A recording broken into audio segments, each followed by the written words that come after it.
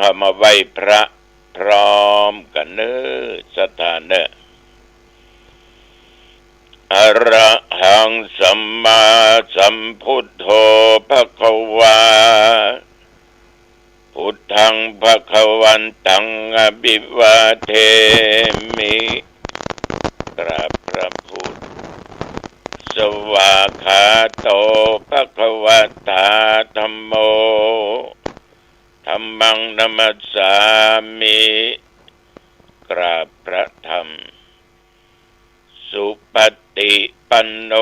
ภควโตสาวกสังโฆสังฆังนัมมามิกราบพระสงฆ์นะโมตัสสะภะคะวะโตอะระหะโตสัมมาสัมพุทธัสสะนะโมตัสสะภะคะวะโตอะระหะโตสัมมาสัมพุทธัสสะนะโมตัสสะภะคะวะโตอะระหะโตสัมมาสัมพุทธัสสะพุทธังสรณังคัจฉามิธัมมังสรณังคัจฉามิสังฆังสร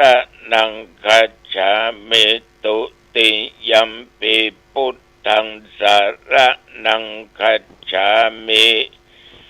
ตุติยัมปิธัมมังสรณังคัจฉามิตุติยัมปิสังฆังสรณังคัจฉามิต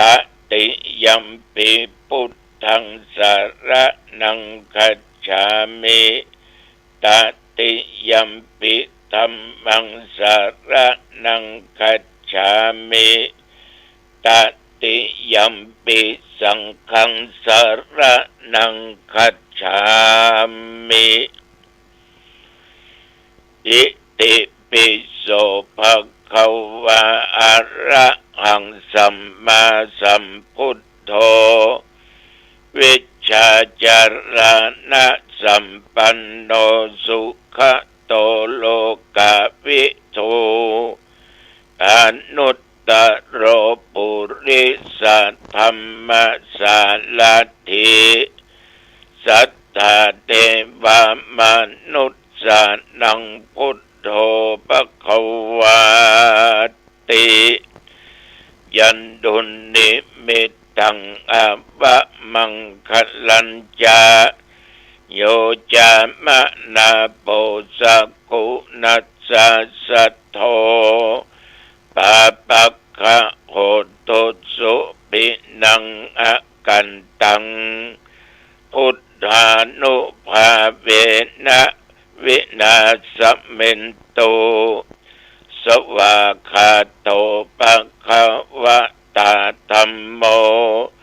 สันติติโกอากาลิโกเอหิปัสสิโกโอปันนายิโกปัจจตังเวทิตโพวินยูหิติยันดุนิมิตตังอวะมังคลัญจาโยจามะนะโป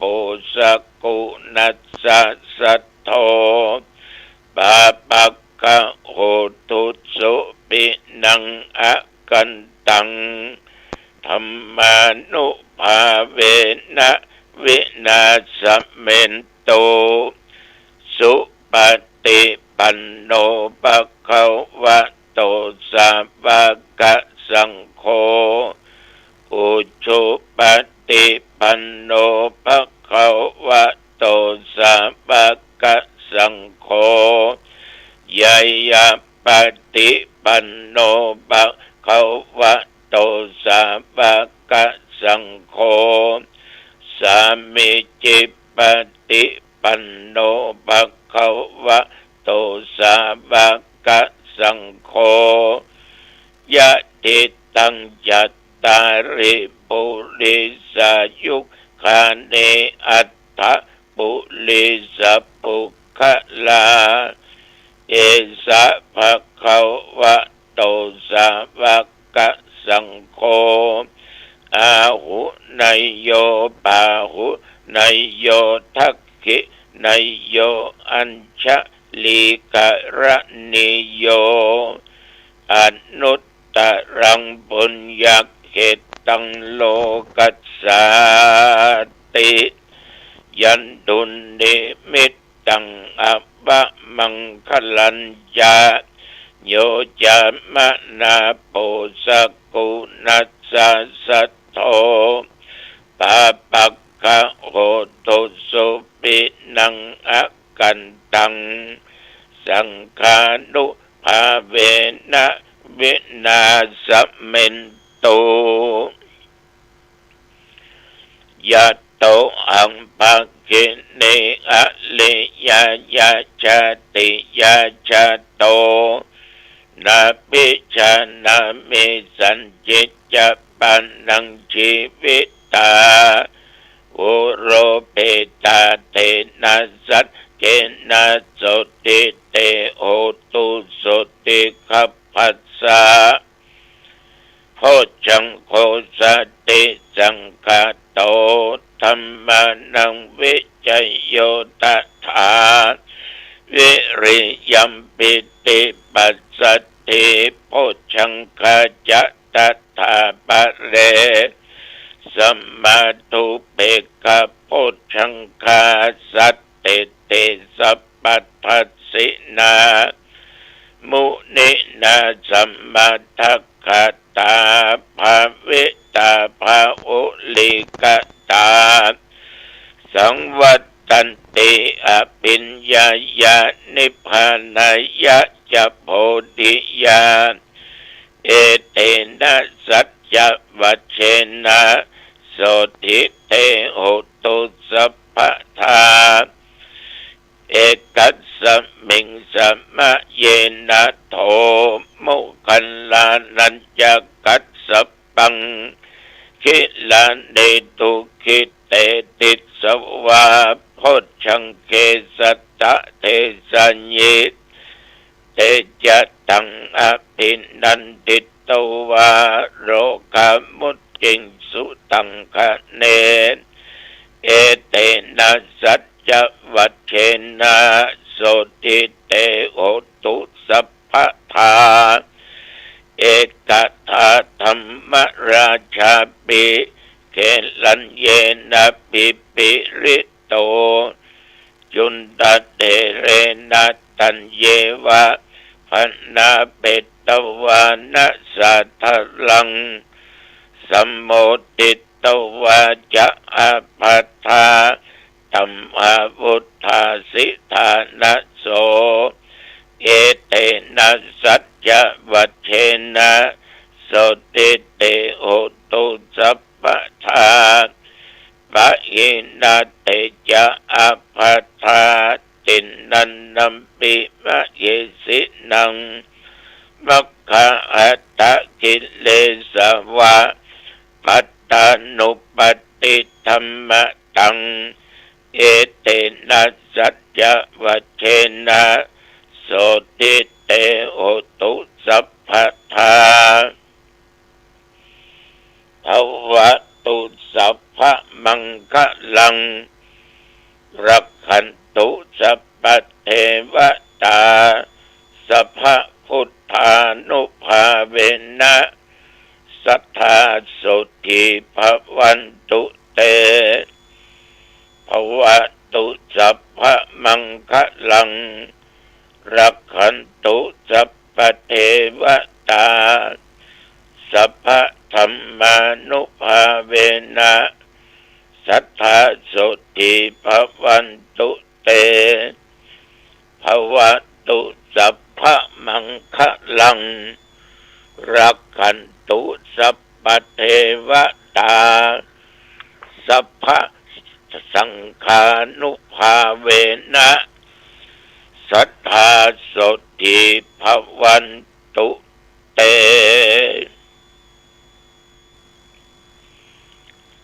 โดยบทพุทธานุภาพธ รรมานุภาพสังฆานุภาพ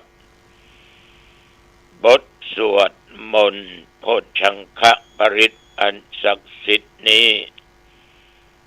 โดยตั้งจิตอธิษฐานขอถวายเป็นพระพรชัยมงคลแด่สมเด็จพระเจ้าลูกเธอเจ้าฟ้าพัชรกิติยาภาขอให้พระองค์ท่านได้ทรงหายจากอาการพระประชวรมีพระสุขภาพพลามัยอันแข็งแรงมีพระชนมายุได้ยิ่งยืนนานได้120 พระพรรษายิ่งขึ้นไปขอถวายพระพรกรมอุตุได้บอกตักเตือนว่าระยะนี้เข้าสู่ฤดูหนาวก็อาจจะมีฝนพ่องเป็นบางที่บางแห่งยังตะว่าไปพบพระญาติโยมมาจากอำเภอเสมิงและจังหวัดเชียงรายอำเภอเชียงของได้นั่งนั่งจ่าถามว่าเป็นไงฝนตกก่อนต้องปุ้นมันก็บางก่อนก็ตกหนักกะหลวงพ่อแต่มอกตะวันนี่ก็มอกสุยคำเดียวก็หายแสดงว่าต้องเปิ้นมีอยู่ญาติโยมทั้งหลายก็อย่าได้ประมาทนับตั้งแต่เมื่อตะวันมาจนถึงปัจจุบันบัดเดี๋ยวนี้บริเวณเที่ยวใกล้วัดหนองตองมีรายงานฝนตกแม้แต่เม็ดเดียวสำหรับอากาศตามปกติอุณหภูมิ33 องศาต่ำตะวันนี่17 องศากลางวันอากาศก็พอดีพอเย็นอยู่แต่ถ้าตากแดดก็เหงื่อซึมหน้าเหงื่อไหลญาติโยมท่านผู้ฟังทั้งหลายแต่วันนี้กินง่ายแล้วก็ไปงานทำบุญประชุมเพลิงศพที่วัดสลาตำบลน้ำแพร่เมืองดงจังหวัดเชียงใหม่เป็นโยมน้องชายของท่านเจ้าอาวาสคนก็มาจากทุกสารทิศเพราะคนตายเพิ่งก็กว้างขวางอุจักคนนั้นอุจักคนนี้การงานที่นั่นที่นี้มีเพิ่นก็ไปแต่ว่าคนหลายก็ไปฉันเข้าอาหารมื้อเป็นที่บัดกับท่านสาธุเจ้าหลวงและตุเจ้าที่ได้รับนิมนต์ฉันเข้าเรียบร้อยก็เข้าสู่พิธีศาสนพิธีเมื่อตุเจ้ามาพร้อมแต่ว่าตุเจ้าก็สาว2 ตนใบพระอับศีลแล้วก็สวดมาติกาบังสกุลโอกาสเว้นทานเรียบร้อยแล้วก็ได้ประเคนตุเจ้าก็ฮึปอนบรรยากาศตะวันในคนนักคนหลายจะมาก็นั่งรถนำศพเข้าสู่สุสานระยะทางประมาณเกือบ2 โลแต่ว่าบ่มีบอกไฟเอาง่ายๆดูแล้วสบายตาต้องคอยหลบ เสร็จในการประชุมเพลิงก็กลับวัด ตกเย็นมาก็หลังจากส่งน้ำนุ่งผ้านุ่งครัวออกจากวัดไปวัดพฤกษารามป่าเป้าเป็นในงานศพของครูบาบุญปั่นปัญญาวโรอายุได้82 ปีพรรษาในการเป็นตุเจ้าได้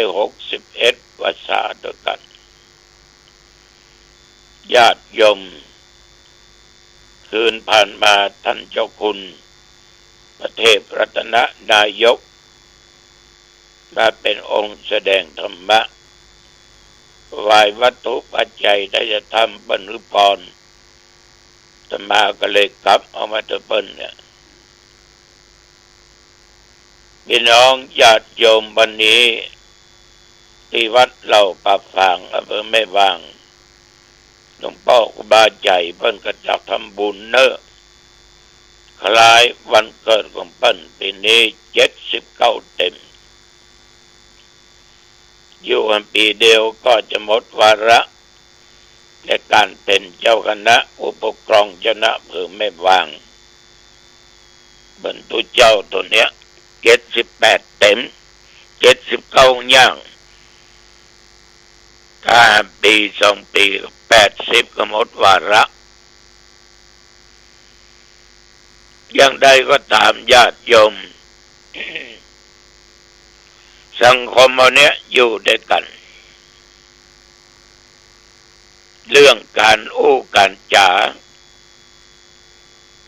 เรื่องวาจาเนี่ยเป็นเรื่องสำคัญถ้าไปอย่างนั้นเพิ่นก็บ่ได้เอาเข้าหมวดของมรรคมีองค์8คือสัมมาวาจาแปลว่าการเจรจาการอู้การจาในทางที่ชอบในทางที่ถูกในทางที่ควรถูกทั้งกาลและเวลาถูกกับบุคคลชุมชนที่เขาจะต้องอู้ต้องจาว่าชุมชนเนี้ยหมู่นี้ควรจะอู้อย่างใดนี่เป็นสิ่งสำคัญอาตมาเคยบอกโยมเสมอว่าจะตกมรดกก็อยู่ที่ปากจะขึ้นสวรรค์จะถึงนิพพานได้ก็อยู่ที่ปากปากนี่สำคัญนะญาติโยมเปิ้นจังก็ที่ปากเนี่ยเปิ้นฮักก็ที่ปากเนี่ยได้กินก็กับปากไม่ได้กินก็กับปากนั่นน่ะ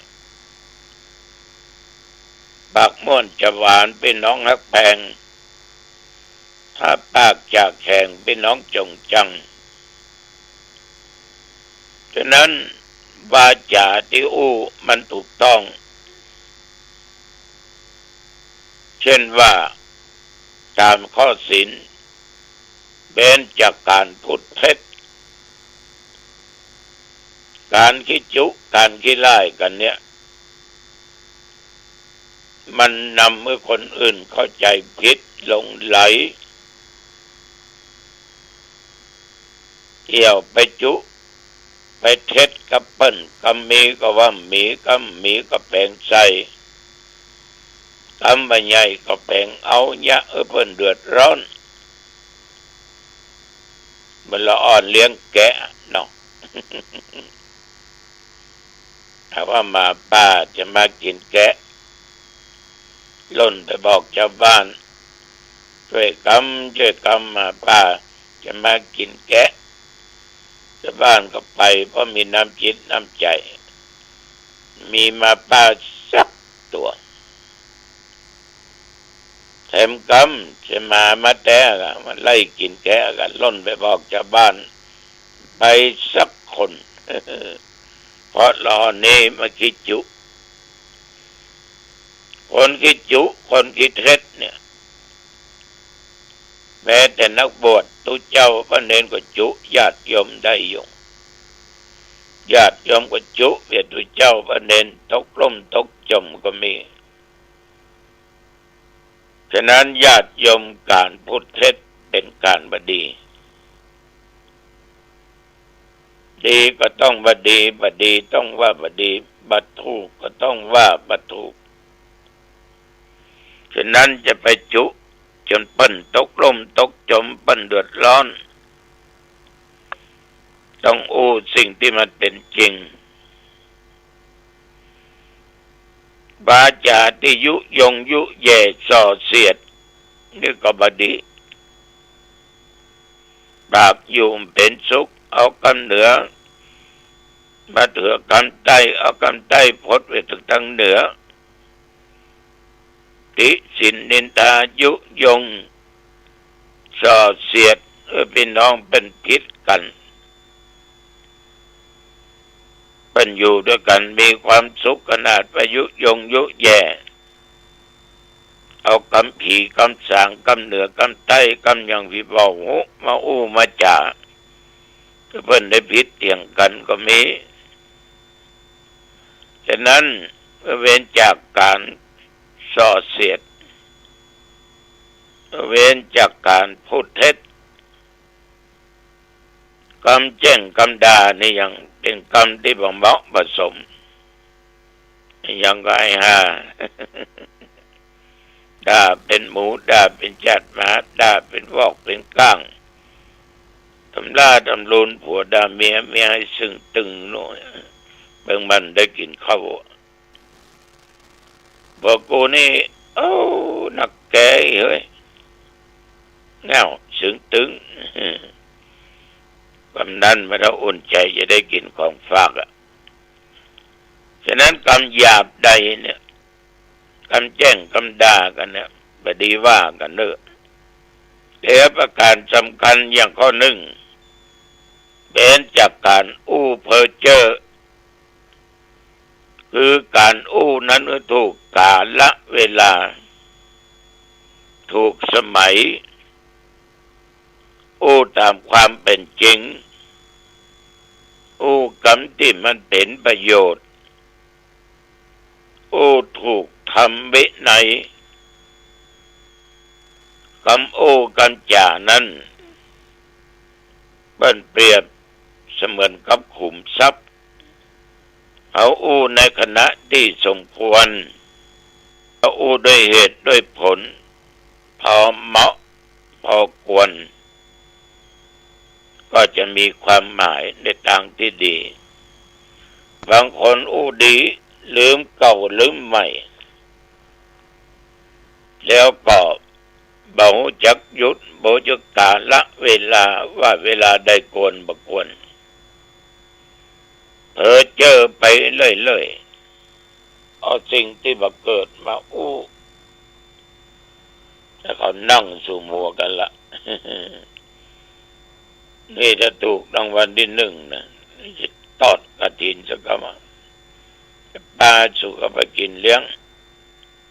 จะทำนั้นจะทำนี้จะซื้อรถโหยไม่ยำตันซื้อเดี๋ยวมันโม้ไปก่อนเพ้อเจ้อไปก่อนฉะนั้นญาติโยมท่านผู้ฟังสัมมาวาจาเนี่ยก็สำคัญยิ่งเป็นหนทางนำสู่มรรคผลนิพพานได้อันนี้ฝากกับญาติกับโยมเด้ออายุวันโนสุขังพลังพบกันใหม่โอกาสหน้าเจริญพร